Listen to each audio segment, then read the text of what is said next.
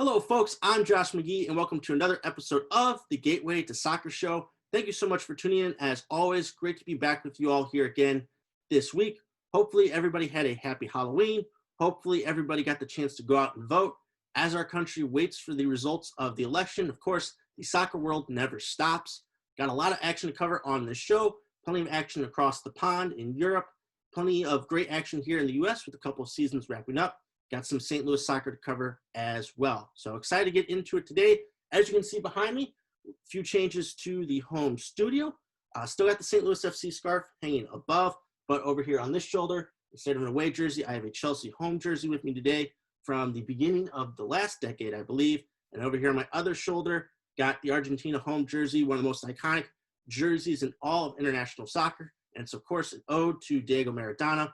Hopefully, the Argentine legend is doing well. Thoughts and prayers out to him and his family. He had to undergo emergency brain surgery, I believe, this past week. I believe it was successful and that he is recovering, but hopefully he is doing well.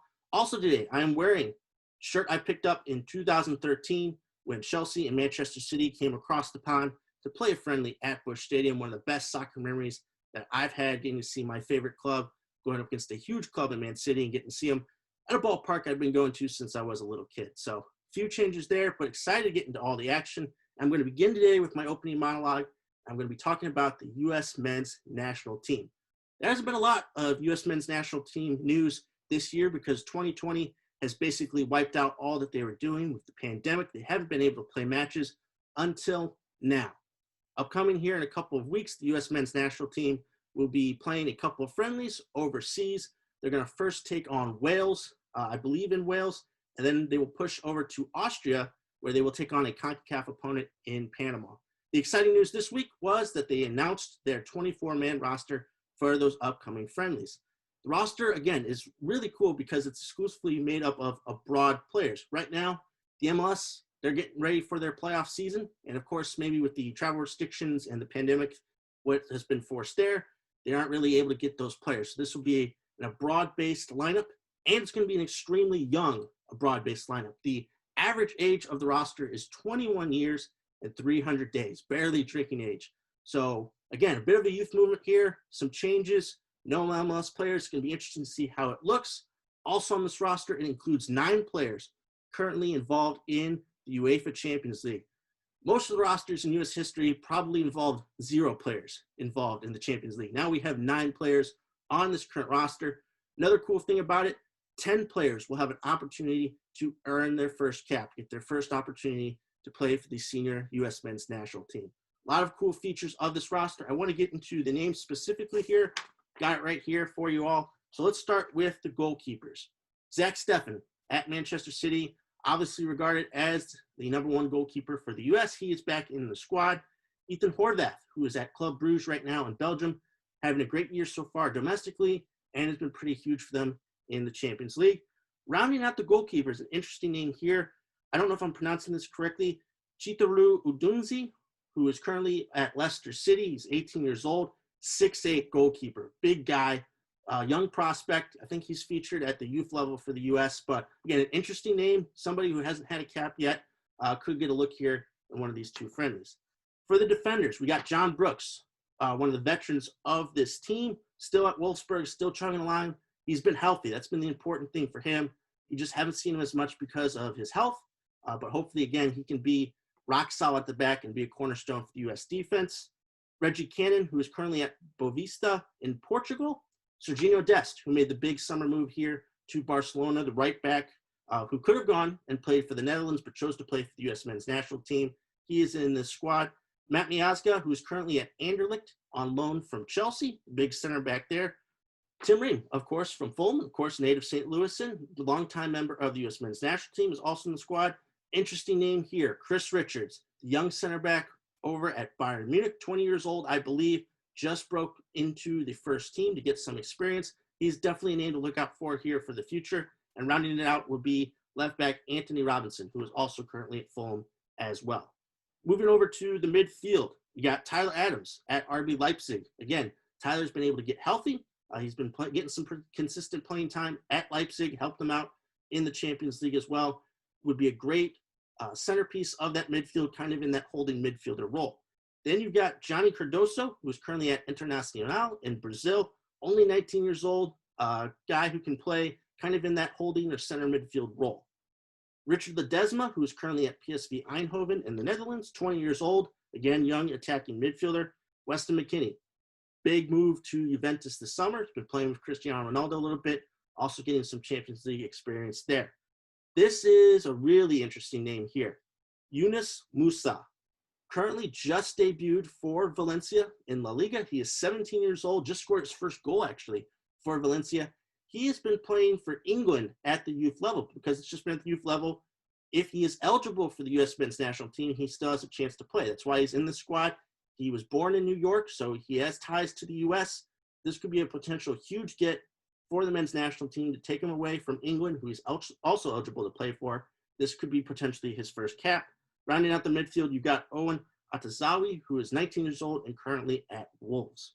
The big names come at the forward position, starting out with Conrad de la Fuente, who is currently at Barcelona, has yet to really break into the first team right now, but a very exciting prospect, I believe only 19 years old. Then you've got Nicolas Gioacchini, who currently is playing in France.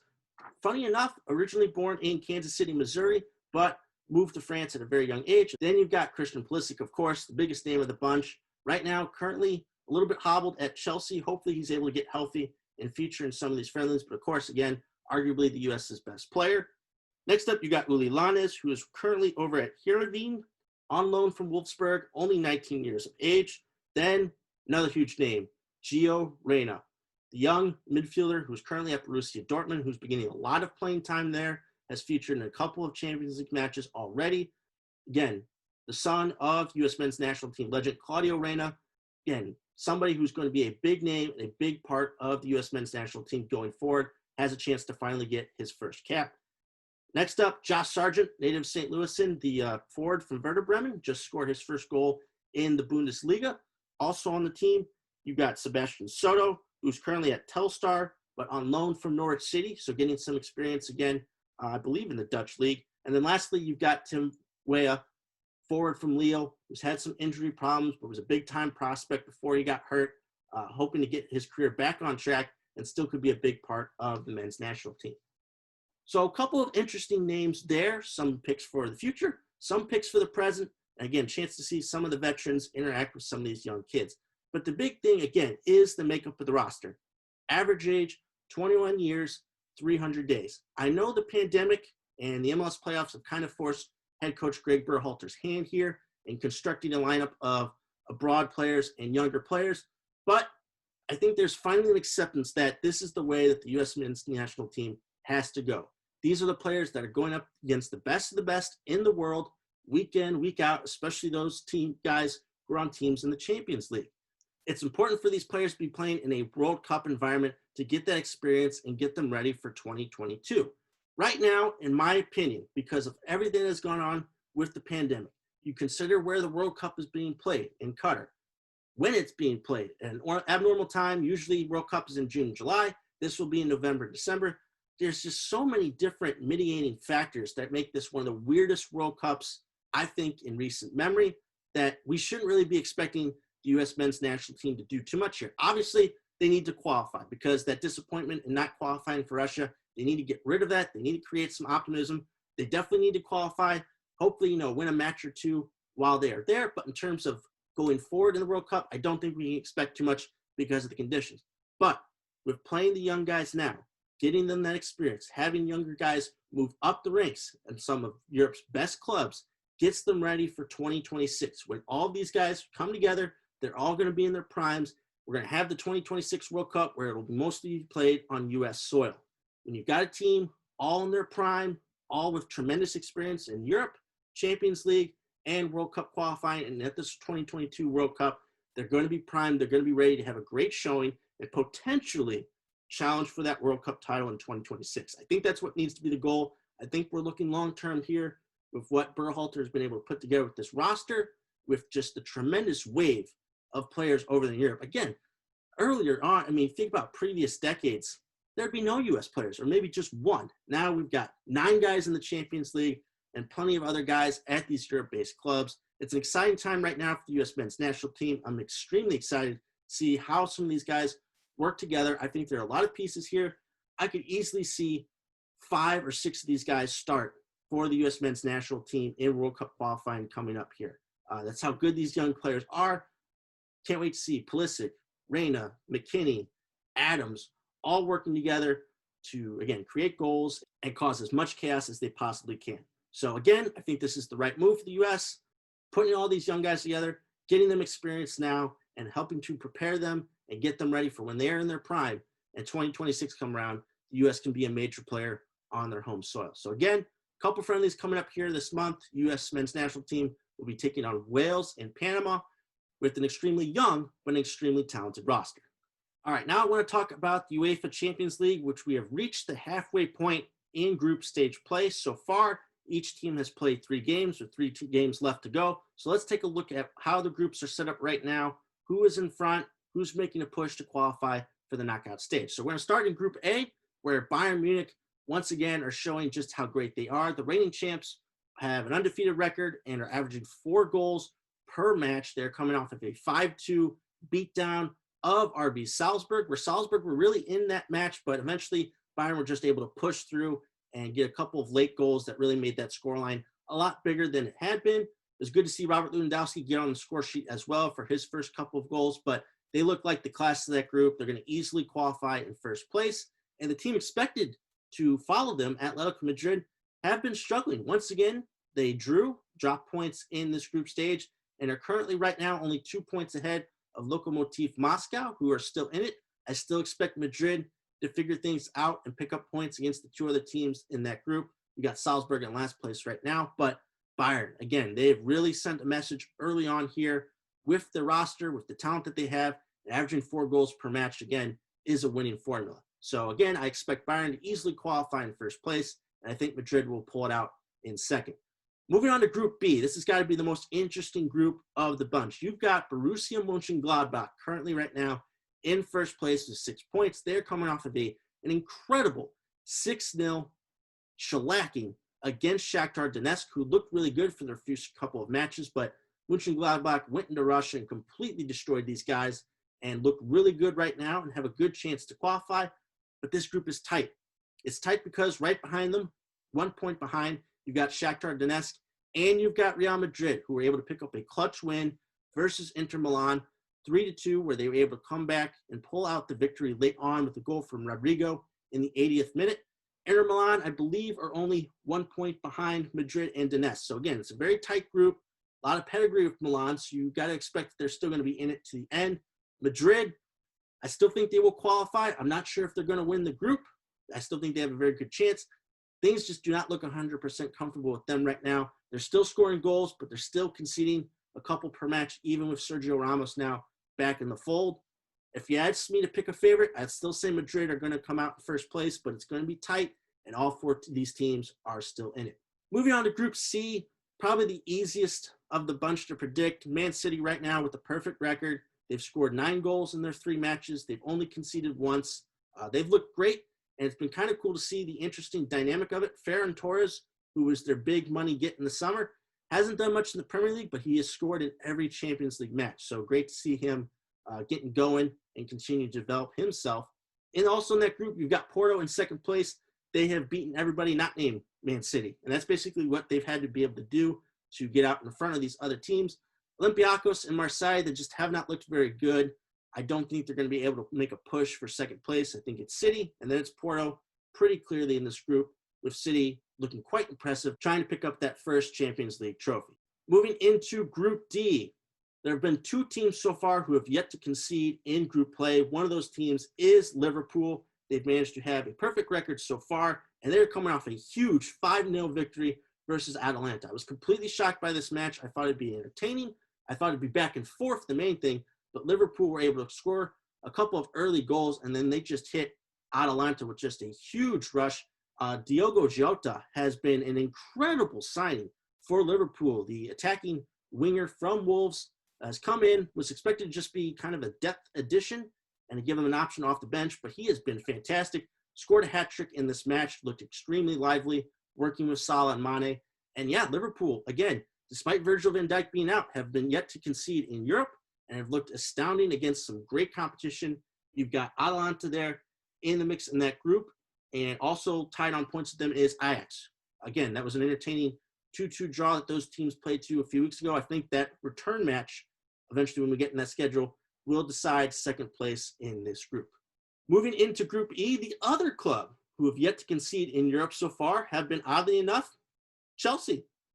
They've had an unblemished record so far in terms of no losses. They did draw with Sevilla in that first match, but since then, they've scored 7 goals, and their 2 other matches against the other teams in their group, Krasnodar and Stade Rennais. They just beat Stade Rennais 3-0. Obviously, Rennais was down to 10 men for much of that match, but Chelsea's offense and their new signings, especially Timo Werner, coming off a 2-goal performance, have looked very good.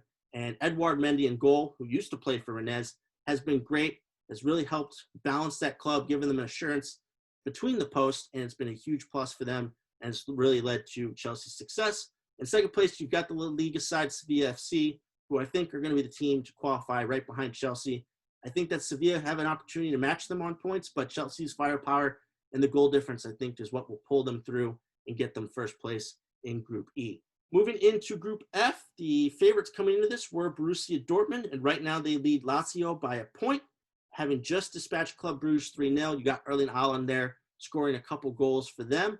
Bruges have been impressive. They picked up a win and a draw in this group and remain competitive. They're only a point behind Lazio, with Zenit St. Petersburg in last place. I do think Lazio will finish in second place behind Dortmund. They're just too good offensively not to, but I've been impressed with Club Brugge. Again, Ethan Horvath is the starting goalkeeper over there right now. He's had an excellent season, and who knows, maybe they could pull off a shocker and qualify behind Dortmund in that group. Second to last group, Group G, sees Barcelona, who have a perfect record to start group play, 3 wins, a couple against lower-level sides, but again, that 2-0 victory over Juventus.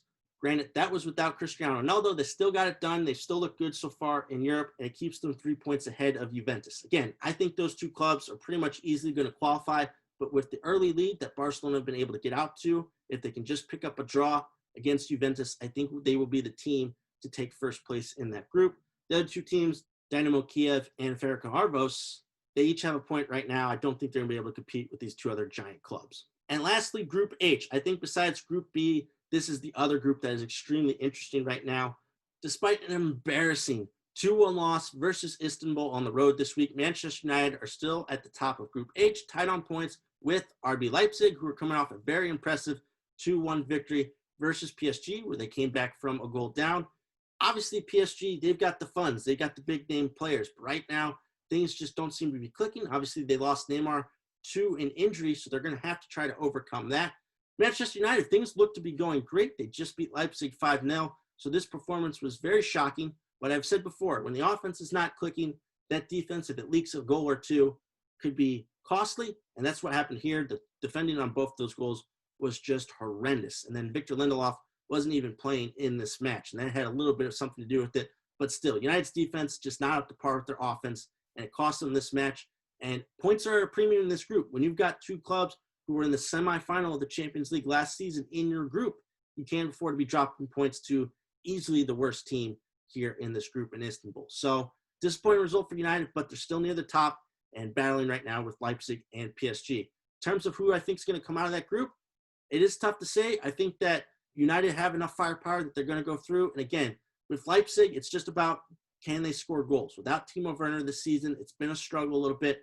I think PSG, again, they're just too big to not come out of the group stage. It would be a colossal disappointment if they would. So I think United will find a way to qualify in first, and PSG will be right behind them.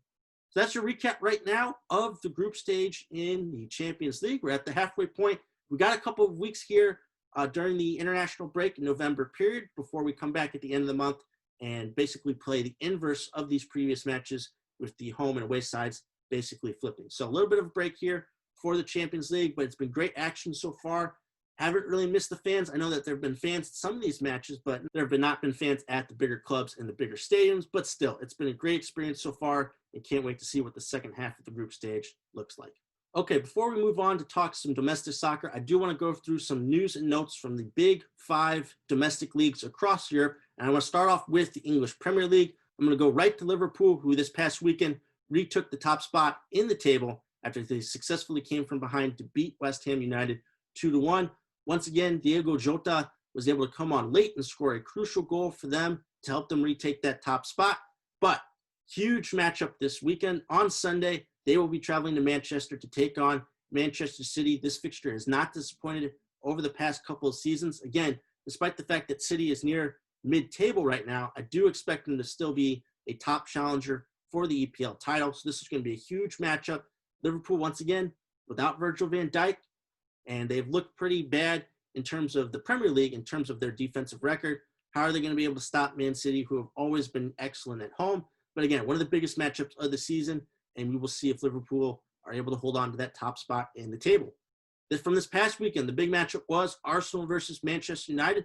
The Gunners able to pull out a 1-0 victory at home versus United. Great defensive performance. Arsenal have really improved there this season. Of course, Pierre-Emerick Aubameyang continues to be a great striker for them. He got them their only goal where they were able to pick up the 3 points. Again with United, when their offense is not up to snuff, their defense is still going to let in a goal or two. And on this day, Arsenal just had every answer for the likes of Bruno Fernandes and Marcus Rashford. And United dropped to 15th in the table. Of course, they're not going to get relegated. But right now, it's an extremely slow start for Manchester United in the Premier League. They've lost a lot of ground because they didn't really improve the defense. I don't expect them to challenge for the title, and it's going to be a real fight for them to keep a hold of their Champions League spot. Also want to go through some of the lower clubs who are right now at the top of the table or near the top of the table. A couple clubs trending up right now. You've got Leicester City, who are in second place, I believe, just came off a big victory versus Leeds, a 4-1 decision, I believe. And you've also got Southampton, who have really been trending up. They've gone through a great transformation. They've been good defensively, and they've been getting some clutch goals. But star striker Danny Ings is going to be out 4 to 6 weeks, I believe, with an injury. We're going to have to see how they adjust to that and if they can continue their form without their main man. A couple clubs trending down. Everton, who got off to that great start of the season, recently this past weekend lost 2-1 versus Newcastle. They've dropped a couple of results in a row here to them and to Southampton. So they've kind of fallen off from their pace. Also, Aston Villa, who started with a great defensive record, have dropped a couple of points over these past few matches as well. So those two clubs, again, great starts, but they're starting to look like they're trending down and going back towards the mid-table. Now let's transition over to Spain and towards La Liga. Of course, when we talk about La Liga, we have to talk about the two big clubs, Barcelona and Real Madrid. Barcelona have been absolutely shocking in Spain so far this season. They just dropped points in their 4th straight league match, this time in a 1-1 draw versus Alaves. They're now 8 points behind Real Madrid. Of course, a few weeks ago, they lost to Madrid 3-1 in El Clasico, and they just have not looked the same as they have in Europe. You've got Lionel Messi really struggling to find his form domestically. And of course, we've talked about Antoine Griezmann not really fitting in. They're missing Luis Suarez badly, and the defense has just not been as good. And they're also having to start their second choice keeper because of a long-term injury to Marc-Andre ter Stegen. So again, slow start, already 8 points behind Real Madrid. It's getting pretty close time to push the panic button. Of course, you just saw that their entire board of governors had to resign because of this controversy. They've just not been operating at the high standard that we are used to over there, and it could cost them once again the La Liga title. However, as much of a lead Real Madrid have on Barcelona, they are currently not the top team in La Liga. That honor goes to Real Sociedad. Sociedad have won 4 straight matches in league play, and it's been by a 3-goal margin. They've just been beating up on teams. They've scored the most goals in the league and have conceded the second fewest. They don't have a lot of stars on that team, but it's a group that has relatively been able to stay together over the past few seasons. They play with a lot of speed, and right now they've been able to take advantage of some of the opponents that they've played and have been able to put up a nice, really hefty goal difference so far in these matches. So they're riding a very hot win streak right now. I'll be interested to see if they can keep this pace for the rest of the season. But again, it's kind of cool to see a lower level club on the top of La Liga with the likes of Barcelona lower on the table. We got Atletico Madrid, I believe, in 4th, and right now Sociedad ahead of Real Madrid.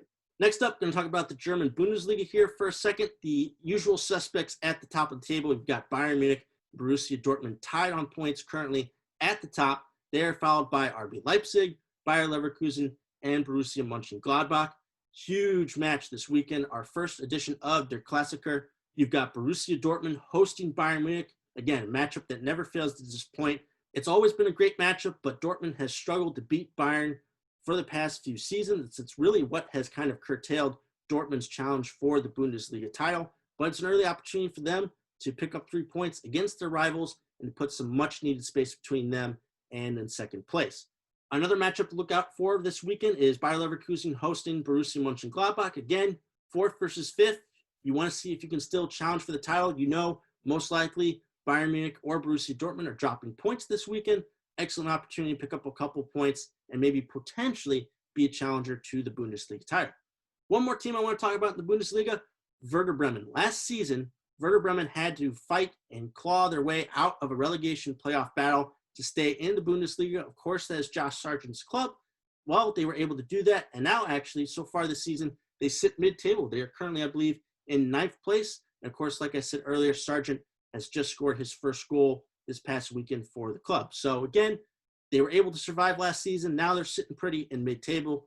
Obviously want them to have success because of Josh Sargent and his St. Louis ties. And so far this season, they've been much better than they were last year. Next up, we move to Italy and Serie A. Interestingly enough, leading the club with 7 goals is 39-year-old Zlatan Ibrahimovic. The club legend returning to that club for the past couple of seasons has really found his form and has helped lead this club to the top of the table. Again, I always find it funny when people talk about his time with the Galaxy and how maybe it was a little bit overrated that he didn't really do much with the club. Yes, he didn't do that with trophies, but he really was able to make up for that with the entertainment and with the goals. And if you see what the Galaxy are doing right now, maybe he was the one to kind of mask all of the problems that were going on in that club at the time. So Zlatan, even at 39 years old, say what you want to about Serie A, it's still an impressive feat that he is the club's leading goal scorer and he has them at the top of the table. Of course, I mentioned all the other big clubs fighting for those spots, and there are going to be a couple of good matchups coming up this weekend. You've got Lazio versus Juventus. That match is going to be on ESPN2 for those people who have cable at home. And also you've got Atalanta versus Inter Milan on Sunday. A couple of really good clubs there, clubs who are currently in the Champions League. But I want to talk about a smaller club who is near the top of the table in Serie A, and that would be Sassuolo. Sassuolo have actually scored the most goals in Serie A so far this season and are only 2 points behind Milan, and they just recently beat Napoli 2-0. Again, not a club with a lot of stars on it, but they've been flying high. They've been scoring goals, and if you do that, you're going to be in these matches against some of these clubs that just don't have as good of a defense this season. So an impressive feat to be among the big boys early on this season for Sassuolo, and we'll see if they're able to maintain that pace for the rest of the year. And lastly, real quick, want to talk about Ligue 1 in France. Of course, obviously, PSG are at the top of the table, but they only have a 2-point lead right now over Lille in second place. You've also got Stade Rennais, Nice, and Marseille fighting for those top spots and are within a couple of results of the top spots in the table. This weekend, you've got PSG hosting Rennais on Saturday, a 1 versus 3 matchup. PSG most likely are going to win the league once again, but it's still kind of cool to see some of these lower level clubs, qualify for Europe, qualify for Champions League, and who knows, maybe you can pull off an upset this weekend and it could be the beginnings of something special. But not surprisingly, PSG at the top of Ligue 1 in France. So those were some news and notes from the big 5 domestic leagues across the pond in Europe. Now I want to transition to talking about soccer here in America. Let's start off with MLS, which is in their final weekend of regular season action before they move ahead to the playoff schedule. Interestingly enough, I didn't really report on this last week, but the way that they're deciding playoff spots this season, because of the pandemic and because of some of the matches that had to be canceled, they're going with points per match average. So it's not total amount of points, it's points per match. Looking at the table for both conferences, it doesn't really change who all is going to make the playoffs all that much. It might change maybe 1 or 2 of the lower seedings, but as of right now, we pretty much know what the playoff picture is going to look like.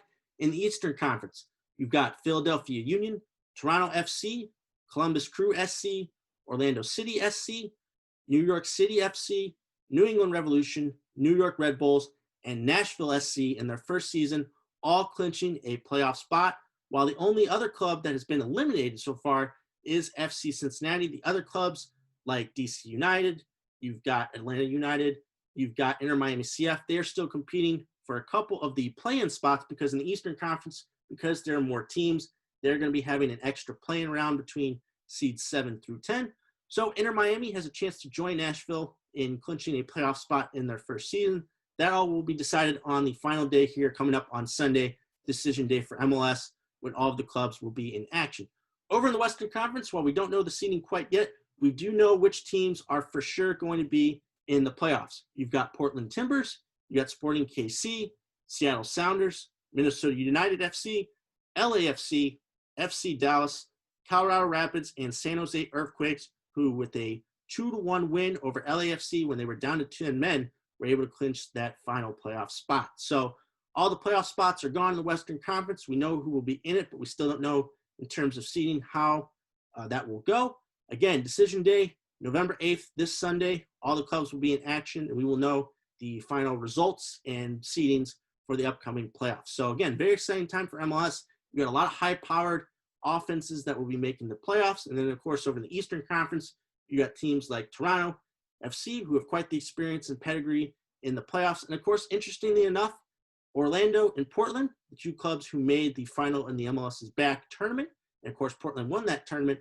They are in the playoffs as well and are one of the higher seeds in each of their conferences. So, again, really cool to see the turnover from that tournament has translated to some of these clubs making the playoffs. And, yeah, once we know what's all going on there, it should be interesting to see who comes out on top in this year's edition of the playoffs. Okay, real quickly, before we jump into the NWSL, I do want to give a quick shout out to the Manchester City women's team who beat Everton 3-1 in the FA Cup final over this past weekend.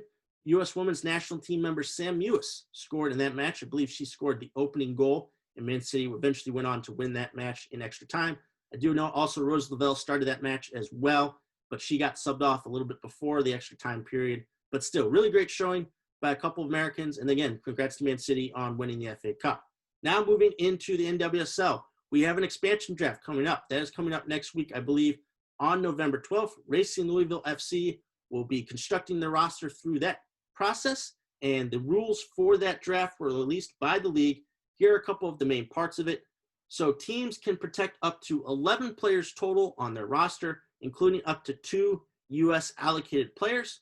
Louisville, they will be able to select up to 2 players or 1 U.S. allocated player from each club, and a total of 2 U.S. allocated players in total from all the clubs. So, of course, they won't really be able to really take some of the best players from these teams, but we have seen from the Challenge Cup and the Fall Series just how deep some of these clubs really are. I think Louisville are going to have an excellent opportunity to build on the couple of players that I talked about last week that they were able to pick up.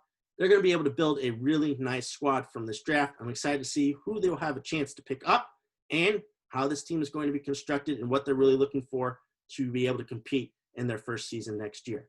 The other big story from the NWSL this week, North Carolina Courage left back Jaylene Daniels announced her retirement from professional soccer after 6 seasons in the NWSL.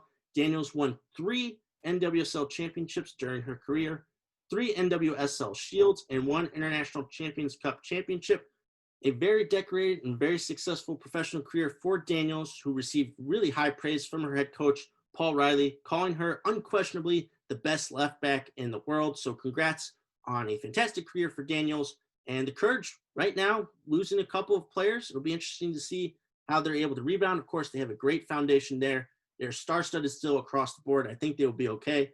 But tough to see a great professional like Daniels, who had a great career, call it quits. So congrats to her on her career, and looking forward to see the next chapter for the NC Courage. So lastly, I want to talk about the USL Championship. Obviously, if you tuned into my debut episode, you saw my conversation with Tampa Bay Rowdies midfielder Lewis Hilton, where we talked a lot about his first season with the club and dealing with the pandemic and some of the matches they had played. A lot of that interview stood up, but what didn't stand up was the talk about the final on Sunday. Unfortunately, that did not happen. The news broke, I believe, on Friday that head coach Neil Collins of the Rowdies and 2 other members of the staff had tested positive for COVID-19. The players were emergency tested for it. No tests came up positive at that time, but on Saturday, there were positive tests for players, which eventually led to the outright cancellation of the final between the Rowdies and Phoenix Rising FC. So no championship winner declared for the 2020 USL season. Phoenix and Tampa get to keep their Eastern and Western Conference titles respectively. But yeah, extremely disappointing. The USL were able to really get through the majority of the season without a huge problem. But to have this happen, that have it also happened to the USL League One final, where they had to cancel it and award a winner based off on points, I believe. It's just, again, an ugly ending and disappointing ending for the league, who were able to have such a great season in spite of the pandemic. So no final played there. Still a great season by both clubs and a great season, I believe, overall by the USL. Hopefully they'll be able to come back stronger in 2021 and have a complete season. All right, for my last segment for this episode, we're going to talk about some news and notes from the STL Soccer world. I want to start off by talking once again about the U.S. men's national team and about native St. Louisans Tim Ream and Josh Sargent making the roster for the upcoming friendlies versus Wales in Panama. Ream currently has 40 caps with the U.S. men's national team, while Sargent has 12. I wanted to wait a little bit to talk about this news, but it seems as though Sargent actually won't be traveling with the team for those friendlies. It looks as though Werder Bremen are not going to release him due to COVID-19 protocol. So that's disappointing there. Still, Sargent made the roster and was probably going to get at least one start, if not in both friendlies. So that's disappointing, but still awesome to see a couple of native St. Louisans making the U.S. men's national team roster. Next up, I want to talk about some MLS award nominees. The group of nominees was announced this week for MLS end of season awards. The final kind of trimming down of those groups will be released next week, but still, it's good to be a nominee. We had a couple of St. Louisans receive nominations for a couple different awards. For goalkeeper of the year, we had Joe Willis of Nashville SC, who has been backbone of that defense, has helped them make the playoffs in their first season. So congrats to Joe on getting that nomination. And then also for comeback player of the year, Will Bruin, forward for the Seattle Sounders. Again, Will's had a really tough time with injury, so to come back this season, be a pivotal part off the bench for the Sounders, come up with some really crucial goals here down the stretch, and of course playing with the likes of Jordan Morris, Nicolas Lodeiro, and Raul Ruidiaz. Good to see Will back on his feet and being a pivotal part of that Sounders team, who really looked like to be one of the favorites to lift the MLS Cup here at the end of the year. So congrats to Joe Willis and to Will Bruin being nominated for a couple of those MLS awards. Moving on to the USL Championship and talking more award nominations, St. Louis FC goalkeeper Kyle Morton was one of 3 finalists for the USL Championship Goalkeeper of the Year award. The eventual winner of that was Louisville City FC goalkeeper Ben Lute, but again, Kyle had a tremendous year and really pushed to be the award winner here. He really kept St. Louis FC in most of their matches this season, some epic performances down the stretch, and of course, keeping a clean sheet in that 1-0 victory versus Hartford in the club's first playoff game this season. Kyle had a lot of great saves. He was one of the top leaders in the league in saves. So again, hats off to him. Definitely deserved the nomination. Disappointed, of course, that he didn't come away with the win, but still really cool to be considered one of the 3 best goalkeepers in the USL. The other nomination that was received by a St. Louis FC player was Joaquin Rivas. Rivas's match winner in the 1-0 victory versus Hartford in the club's first playoff game this season is among the nominations for USL Championship Goal of the Playoffs. That award will be decided by fan voting, and right now, fan voting is expected to run through Monday morning, so St. Louis FC fans and St. Louis soccer fans go out and vote for Joaquin. It was a really great goal, and of course, the game winner late on to secure St. Louis FC's first ever playoff victory. Really great moment for the club, and be a great cherry on top of that cake would have Rivas win this award. So again, go out and vote. Fan voting runs through Monday morning. Lastly, I had the opportunity last Sunday afternoon to go out and check out Club Atletico St. Louis take on St. Louis FC Academy under-19s in a friendly, an extremely entertaining game that finished in a 3-3 draw. Both clubs looked really great in attack and provided some excellent entertainment and some great goals. St. Louis FC opened the match with a 2-0 lead into the halftime whistle. I was really impressed with the under-19s passing, their movements. They were able to work some really great chances before the goals happened. One of those goals came from the corner. Guy was wide open at the back post, and he was able to put it in. The other one, really great through ball into the box that was eventually laid off for an easy tap-in. And it looked like St. Louis FC were well in control and were going to come away with the victory. But when the second half happened, Club Atletico, I'd never seen this before, were able to score 3 straight goals in a roughly 10-minute period, all from corners, from set pieces. They were really able to utilize their physicality, their strength, and some of their height advantages in the box, and were able to get a couple of free headers and claw their way back into the match and to take the lead there.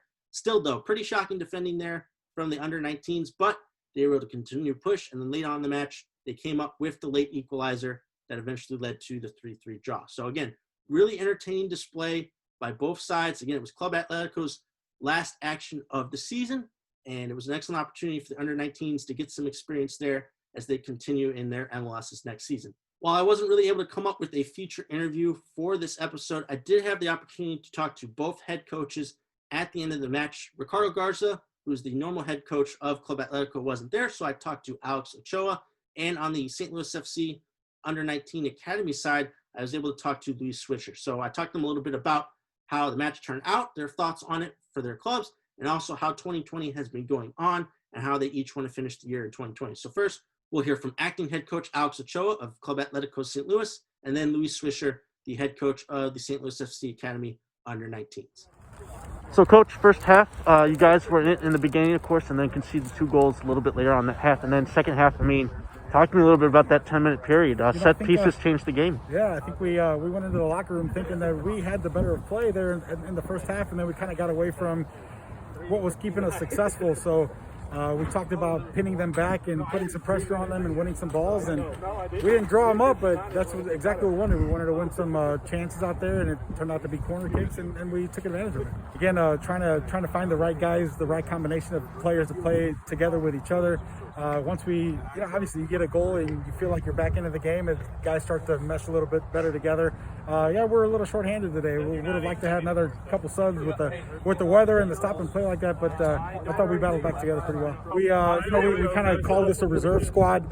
Weren't able to get all the guys that we wanted here, and the guys that we did have, had to ship out or move along. But we were able to develop. We were able to identify some guys to keep this going and ready for spring. So we were able to put some things together and finish out with a pretty good club out here. That U19 team from STL is pretty well put together, and then good challenge for us. So good learning experience as well. Coach, talk to me a little bit about the match today. You guys came out really good, got up to a 2-0, and then of course the 10-minute period there with the marking on set pieces, but you got a goal late to come up with the draw. What were your thoughts on the match?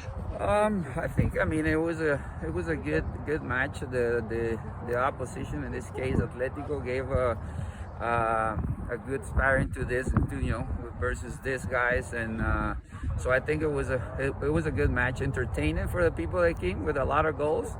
But yeah, we slept on some of the set pieces, and I think things that we can improve obviously for next time. But overall, I think that we create our chances, and then we tried to win the game in the last minute as well. So I think that's some of the positives. And I would say as well, this team has been in the season so far. That's been one of the strengths, that when they're resiliency, coming back from games that were down. And but yeah, it was a game that we had control, that we couldn't have, but we, like I said, we slept in a couple of corners there, and then that obviously that put the things in their advantage. It was good to see other guys scoring today. In fact, we got one of our guys from the 70s, the U17s.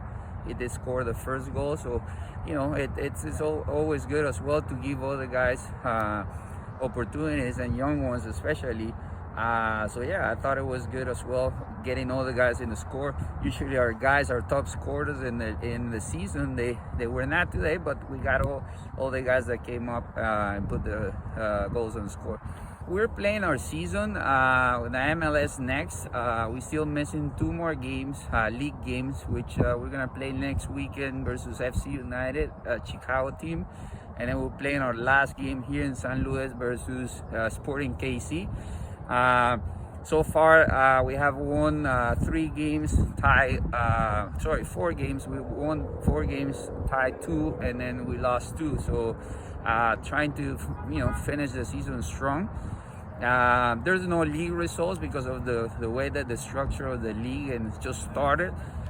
We just try to give some meaningful games to our players and keep developing. So yeah, we expect to finish strong, and then we'll probably have a small showcase in December, just to give a guy some exposure as well. For most of our guys go to college, so trying to get that exposure for those guys as well. My thanks to both coaches for speaking with me after the match. That is going to do it for this week's episode of the Gateway to Soccer show. Thank you so much for tuning in.